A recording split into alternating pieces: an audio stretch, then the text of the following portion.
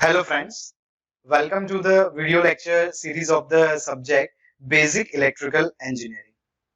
So in this video series, we have started one chapter that was DC circuits, and we have seen in the first video important definitions related to DC circuits.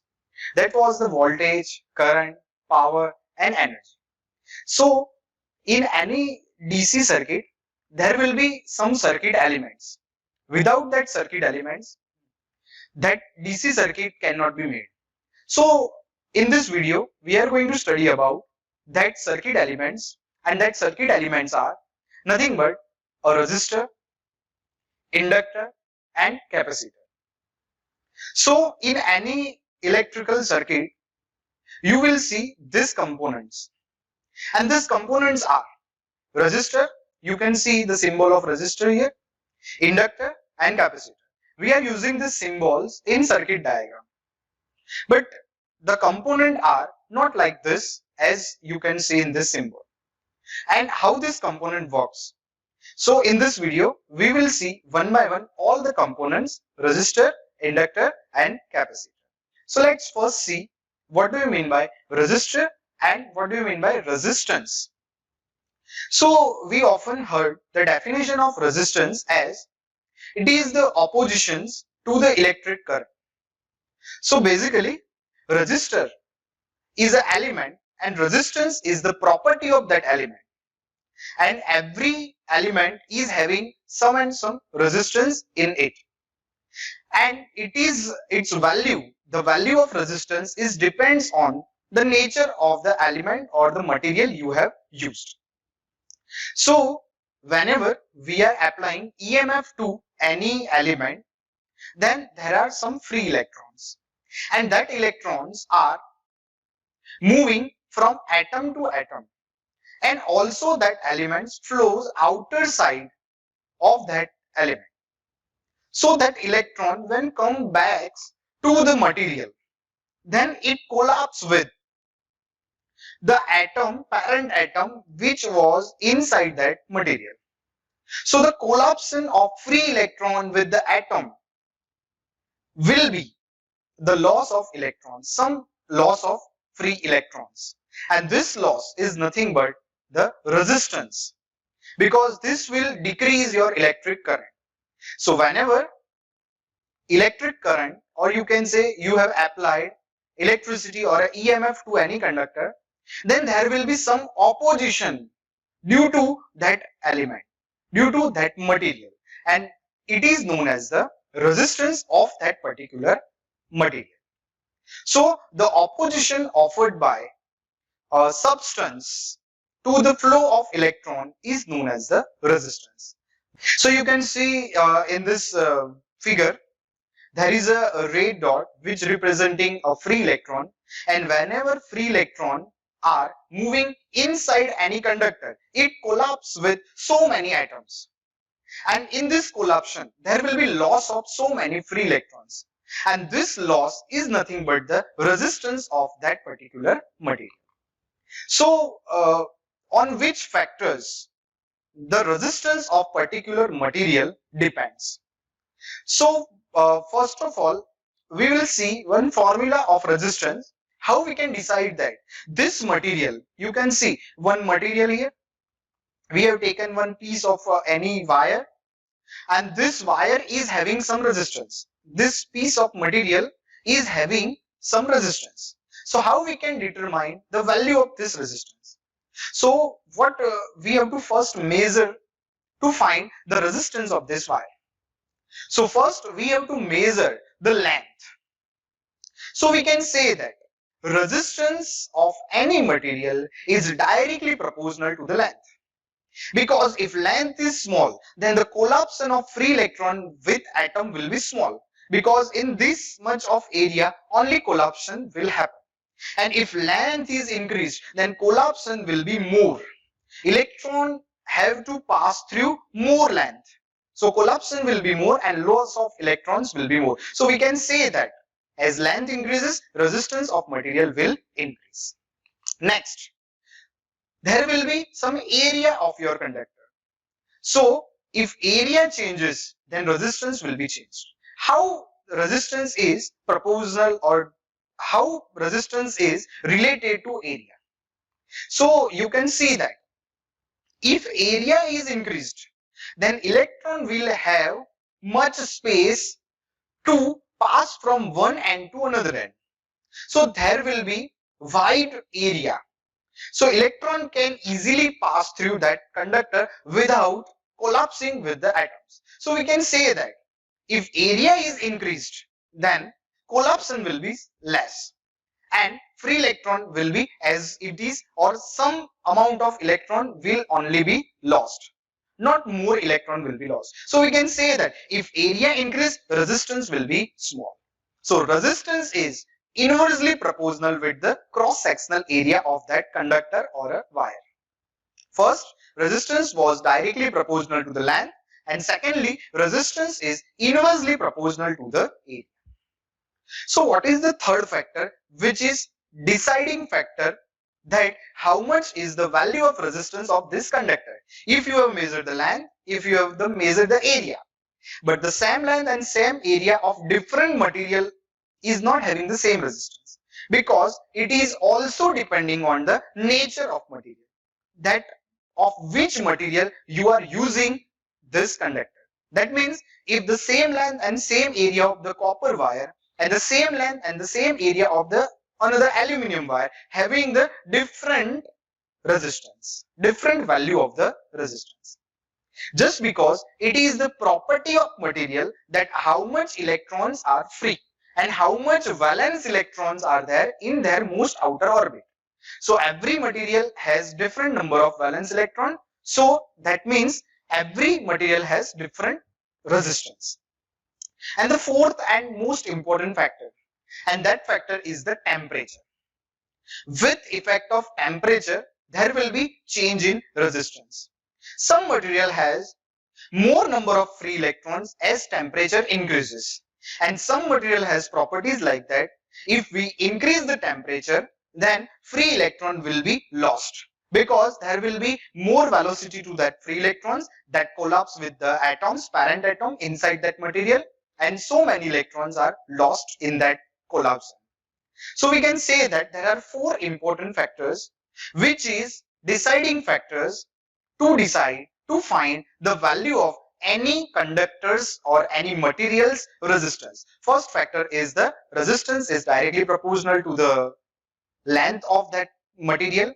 Secondly, resistance is inversely proportional to the cross-sectional area of that conducting material. Third one is the material property, nature of that material. And fourth one is the temperature, at which temperature you are using this material. So this four factor will decide the value of the resistance. So now let's see what is the formula of resistance. So if we combine all these factors, then we can have the formula as it is written here, that is R is equals to rho L by A, where rho is the resistivity, or you can say that specific resistance. L is the length and A is the area. So R is equals to rho L by A. Unit of resistance is ohm. So we often measure resistance in terms of voltage and current, and sometimes we measure the resistance in terms of rho L by A, that is length and area. If you want to define the specific resistance or the resistivity of any piece of conductor, then what you have to do is, let's take the length of that conductor as 1 meter. We are taking the standard notation for that. Let's take the area of this piece of conductor or piece of material as 1 meter square.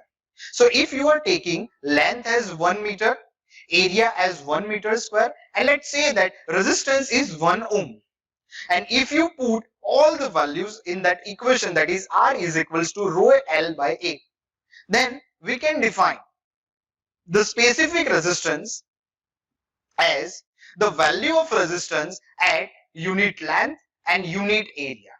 So the specific resistance of any conductor is nothing but the resistance at unit length and unit area. And if the value of resistance is 1 ohm, then we can say that specific resistance is 1. and the unit of the specific resistance will be ohm per meter. So this was all about the specific resistance, or you can say the resistivity. So now let's see what is conductance. Because resistance was the property of any substance to oppose the flow of electrons, whereas conductance is the reverse of the resistance. Conductance is the property of substance which allows to pass the electrons through that conductor. So conductance is reciprocal of the resistance. So the formula of resistance was R is equals to rho L by A, whereas the conductance is given by G, and G is nothing but the A upon rho L, because it is inverse of resistance. G is equals to 1 upon R. R is the resistance and conductance is the reciprocal of the resistance. And the unit of conductance is ohm inverse, or sometimes it is measured in Siemens. So this was all about the conductance, and 1 upon rho is known as the sigma, and sigma is nothing but the conductivity. So you can define conductance also as G is equals to sigma A by L, where sigma is nothing but the conductivity. In the resistance there was rho, and 1 upon rho is nothing but the conductivity, that is sigma. So we can define the conductivity as sigma. So this was all about the resistance and conductance. Now let's see the another term, and another term is the inductor. You can see the symbol of inductor here. We are often using this symbol in our electric circuits, but we have never defined how inductor works and what is the definition of this inductor. So inductor is an element which produces electromagnetic field inside it. But whenever we are applying electricity to this coil and some magnet is near to this coil, then and then magnetic field, electromagnetic field can be generated. So an element that stores the electrical energy inside it in the form of magnetic is known as the inductor. Inductor is sometimes known as a coil. So this was all about inductor. But there is another term, that is inductance. So what do you mean by inductance? So inductance is the property of your coil, property of this coil to oppose the any amount of change in current flowing through it. Inductance is not opposing the current, just like the resistor. Resistor was opposing the electric current, but inductor is not opposing the electric current. Inductor is opposing the any amount of change in current flowing through it, because there is a one inductor you can see here, and whenever you are applying one source, that is the DC source or the AC source, some electromagnetic field starts establishing in this coil. And inductance is the property which opposes the change that has occurred in this coil. So if you are increasing the electric voltage or the current, then the flux will be produced in this coil in the opposite direction that you have applied. Means flux will start decreasing. If you decrease your voltage or the current, then flux will start increasing. So this is the property of any coil, is known as the inductance. The formula of inductance is given by this: L is equals to N phi by I, where N is the number of turns of this coil or inductor, phi is the flux, and I is the current flowing through it. So this was all about the inductor, and you can see the magnetic field will be established in this coil whenever we are providing any source of energy to this coil. And inductance is the property which opposes the change in any amount of current flowing through this coil. So this was all about the inductance. Now let's see what is the types of inductors. So there are basically two types of inductors. One is the fixed type inductor and another one is the variable type inductor. Fixed type inductor and variable type inductor. So what is the change in these two types of inductor? Fixed type inductor is having the fixed number of turns. So we have seen the formula L is equals to N phi by I. I and phi can be changed by changing the supply, but N cannot be changed. Number of turns are fixed. It cannot be changed when it's manufactured. And in variable type of inductor, there will be a tap changing. So you can change the number of turns as per your requirement. So these are the two types of inductor. So the equation of the voltage across any inductor is given by this formula. V is equals to L di by dt. Because EMF induced in the inductor is directly proportional to the rate of change of current. Means how much of current has been changed in particular time, and L is the constant, that is inductance. So V is equals to L di by dt is the equation of voltage across any inductor. Now we can define the current from this formula. I is equals to 1 upon L integration V dt is the formula of current that is derived from this voltage. Power absorbed by the inductor is given by the formula P is equals to V into I. So this is the equation of power. That is, the energy stored by inductor in its electromagnetic field is given by this formula 1/2 Li square in joules. So this was all about the inductor, inductance, power and energy in inductor. Now let's see if more than one inductor are connected together. So how we can find the equivalent formula for that inductor. So you can see in these two figures, that is, first inductors are connected in series and secondly inductors are connected in parallel. So instead of connecting two inductors in series, we can find one inductor that should be connected there. So if two inductors, that is L1 and L2, are connected in series, then how you can find the equivalent inductance, that is L equivalent is equals to L1 plus L2. And if two inductors are connected in parallel, then you can find the L equivalent, that is the equivalent inductance, as 1 upon L equivalent is equals to 1 upon L1 plus 1 upon L2. And if you solve that formula, then you get this formula, that is L equivalent is equals to L1 L2 upon L1 plus L2. That is product of that two inductance upon addition of that two inductance. And this formula is just same as the resistors connected in series and resistors connected in parallel. In resistors case, this formula is same. There will be only R, that is R1 plus R2 and 1 upon R1 plus 1 upon R2 if two resistors are connected in parallel. So this was all about the inductor. Now let's see our third element, that is capacitor. So we have heard so many times that there is a capacitor in this circuit. And we have used this symbol of capacitor, just similar to battery.